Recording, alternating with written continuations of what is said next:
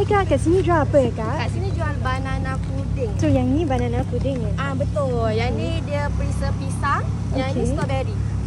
So ada dua jenis flavor Ya, lah. betul. Jadi saya satu nak small punya. Boleh. Yang ni dia pakai cream cheese, custard lah. Ramai orang yang tak tahu lagi. Sebab yang ni dia punya dessert dari US. Okey, ni nak crumb dia apa? Bagi saya biscoff. Sos, ada sos apa ya? Coklat dengan caramel. Bagi saya coklat. Okey, yang ni kita letak sekali tahu crumb vanilla. Okey. Coklat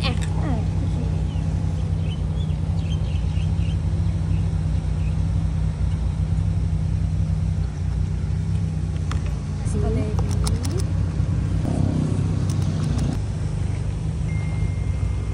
Harga satu berapa? Okey, yang kalau strawberry RM6, yang banana RM5.